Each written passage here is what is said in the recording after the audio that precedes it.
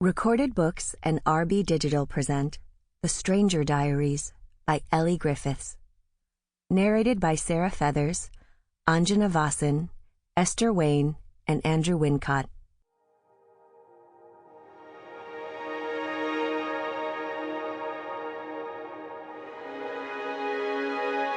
Part the First. Clare. Chapter 1. "If you'll permit me," said the stranger, "I'd like to tell you a story. After all, it's a long journey, and by the look of those skies, we're not going to be leaving this carriage for some time. So, why not pass the hours with some storytelling? The perfect thing for a late October evening. Are you quite comfortable there? Don't worry about Herbert. He won't hurt you. It's just this weather that makes him nervous. Now, where was I? What about some brandy to keep the chill out? You don't mind a hip flask, do you? Well, this is a story that actually happened. Those are the best kind, don't you think?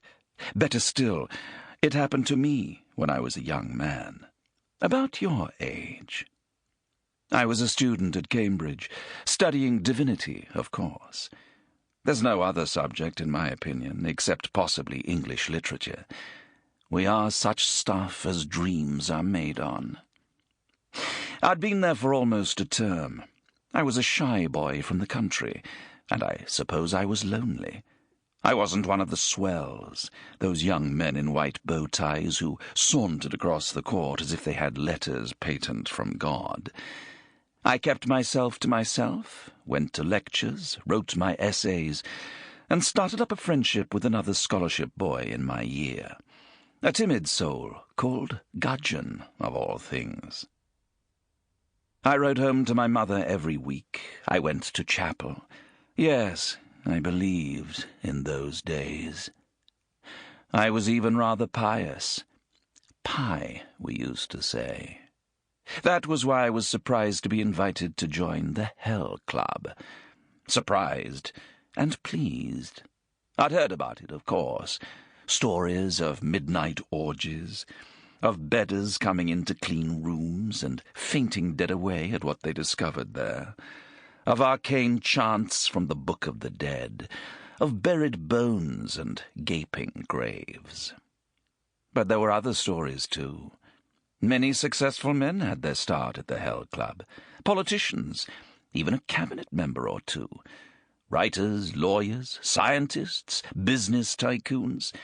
You always knew them because of the badge, a discreet skull worn on the left lapel. Yes, like this one here.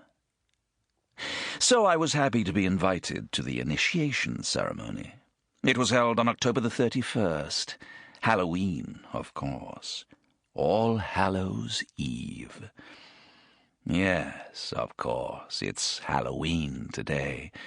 If one believed in coincidence, one might think that was slightly sinister. To return to my story. The ceremony was simple and took place at midnight, naturally. The 3 initiates were required to go to a ruined house just outside the college grounds. In turn, we would be blindfolded and given a candle. We had to walk to the house, climb the stairs, and light our candle in the window on the first-floor landing. Then we had to shout, as loudly as we could, "Hell is empty!" After all 3 had completed the task, we could take off our blindfolds and rejoin our fellows. Feasting and revelry would follow. Gudgeon, did I tell you that poor Gudgeon was one of the 3? Gudgeon was worried because, without his glasses, he was almost blind. But as I told him, we were all blindfolded anyway. A man may see how the world goes with no eyes. So, I say, what's happening here? Something bad, says Peter. You're quite right, I say, counting to 10 silently. What makes you think that?